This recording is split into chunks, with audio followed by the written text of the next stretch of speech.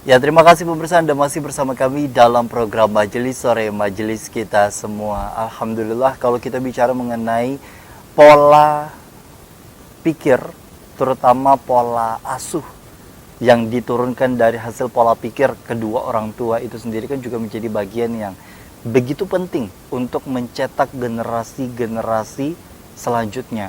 Baik itu generasi Qur'ani, generasi ahli ibadah, generasi anak-anak yang soleh dan solehah yang sering diucapkan oleh kedua orang tua, bahkan seluruh orang tua harapannya. Kalau kita bicara mengenai pola asuh Pak, terutama dalam menanamkan dan memberikan penilaian-penilaian akhlakul karimah dan nilai ilahiyah kepada anak, dari usia kecil, apa sebaiknya harus kita lakukan? Ketika kita ingin mengembangkan pola asuh yang seperti apa yang tepat setiap periodisasi perkembangan anak. Nah, ini menarik. Yang pertama yang kita ketahui adalah pola asuh itu banyak sekali. Pertama, pola asuh tanpa pamrih. Yang kedua, pola asuh gaya pamrih. Yang ketiga, pola asuh paternalistik. Yang keempat, pola asuh harismatik. Yang kelima, pola asuh militeristik. Yang keenam, pola asuh kamuflase. Yang ketujuh, pola asuh demokratis. Yang kedelapan, pola asuh melebur diri. Di Indonesia lebih banyak yang mana Pak? Di Indonesia lebih banyak di kita Indonesia di orang itu Banjar. lebih banyak saya lihat itu pola asuh yang berkembang adalah pola asuh demokratis. Dan ada juga itu pola asuh karismatik. Walaupun ada sedikit juga itu muncul militeristik. Ya. Nah, pola melebur diri dan pamrih itu kurang. Contoh, apa itu pola asuh dengan pamrih? Saya dulu, ini contoh saja ya. Apabila orang tua saya menyuruh menukar sesuatu, baik ayah atau ibu, nak tukarakan misalnya bawang, tukarakan bawang ke pasar. Saya belikan, ini nak aja, ambil ansulannya. Nah, ini pola asuh pamrih. Nah, pola asuh pamrih ini bagaimana kita tanamkan dalam rangka menanamkan nilai-nilai ilahiyah. Misalnya, kalau kita ingin menyuruh anak sholat, kita boleh lagi anak kecil itu kita beri, kan pamrih. Biar aja dulu anak pamrih kita beri. Tidak masalah? Nggak masalah, karena dia belum tahu lagi. Jadi itu. Nah, dalam rangka mengembangkan ini kita kan perlu untuk biasakan. Yang pertama dulu Pak, ada metode dulu pola asuh, nanti kita gabung dengan metode. Metode yang perlu dikembangkan di dalam rangka menanamkan nilai-nilai ilahiyah itu adalah yang pertama adalah uswatun hasanah. Itu metodenya, dicontohkan. Yang kedua, pembiasaan atau dibiasakan. Yang ketiga, didisiplinkan. Jadi dicontohkan, dibiasakan, didisiplinkan, supaya jadi fungsional. Nah, ketika anak itu sudah kita biasakan tadi beli sholat itu, dapat dia melakukan ada gerakan-gerakan sholat. Itu kan Pak, anak SD biar dulu. Nanti setelah kita lihat anak itu sudah menjadikan, kita contohkan sholat maghrib misalnya seperti ini, 3 rakaat. Nah, itu kita gunakan pola asuh pamrihnya, diberi hadiah. Sebagai apresiasi saja. Nah, apresiasi. Dicontohkan sudah, jadi kebiasaan. Nah, setelah dia jadi kebiasaan, itu akhirnya kan berbuah jadi disiplin. Dikurangi. Setelah dia menginjak SMP itu dikurangi. Dia sudah paham. Dikurangi. Apalagi sudah memasuki akil balik. Jadi pamrih ini penuh dengan suntikan-suntikan motivasi ekstrinsik. Itu dikurangi. Baik. Karena sudah dia menyadari bahwa betapa pentingnya sholat. Tapi ada juga sebagian yang tanpa pamrih tadi Pak, yang kemudian juga disebutkan kalau pamrih rasanya akan mencederai dari kepercayaan yang harusnya dijadikan sebagai kewajiban, kan kalau sholat dijadikan kewajiban seorang muslim. Itu nanti Makanya tadi ketika dia sudah menyadari bahwa itu adalah sudah menjadikan sebuah kebiasaan, dia biasa sebuah kebiasaan itu jadi nanti berkurang, maka jadilah itu adalah gaya pola asuh tanpa pamrih. Karena apa? Anak sudah menyadari, maka semakin berkurang motivasi ekstrinsiknya, maka muncullah motivasi intrinsik, menguat. Nah, jadi seperti itu contoh lain. Saya pernah mencontohkan kepada anak saya itu kan bagaimana agar dia itu menjadi orang yang gemar membaca. Nah, ini menarik, Pak. Nah, jadi anak saya itu ketika dia pertama kali itu Dari usia berapa kemarin, Pak? itu dari SD. Dari SD. Saya ajari dia, saya beri hadiah bila dia dapat prestasi, beri hadiah Buku. pamrih. Nah, setelah itu dia gemar membaca, dia gila membaca itu. Saya kurangi. Kenapa Hadiahnya. dikurangi? Karena dia sudah pertama sudah dicontohkan membaca itu bagus, sedangkan kedua dia sudah kebiasaan. Jadi kebiasaan lalu rutinitasnya. didisiplinkan, dia disiplin. Tiada hari tanpa baca. Bahkan ketika saya pinjam waktu itu, pinjamkan dia bersama dia buku di perpustakaan Pak 6. Itu di sepeda motor dibacanya. Sampai ke rumah selesai habis. Seberapa penting sebenarnya menanamkan nilai baca kepada anak?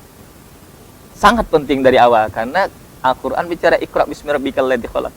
Utlubul ilma minal mahdi ilal lahdi. Bukan mainan, Pak ya? Bukan mainan, itu dari awal Islam tuh luar biasa tentang ilmu. Itu Baik. penting membaca tadi. Nah, itu menghidupkan. Jadi ketika dia prestasi. Nah, sama itu tadi menanamkan nilai-nilai akhlak itu tadi.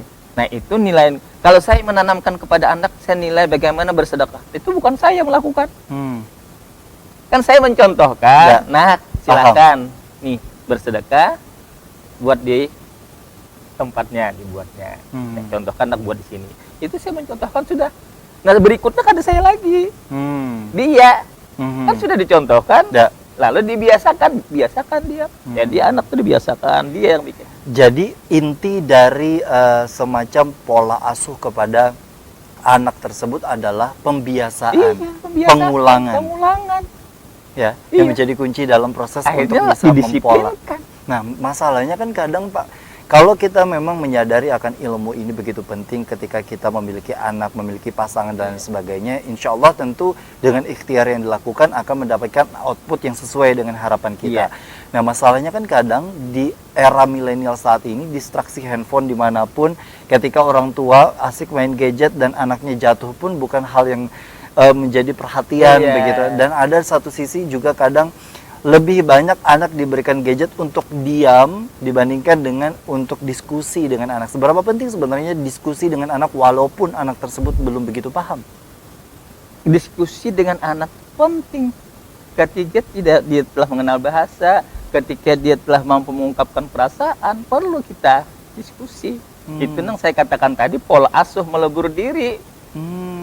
Kita perilaku kita melebur diri ke dalam suasana anak. Apa artinya? Bahasa kita harus menggunakan bahasa anak.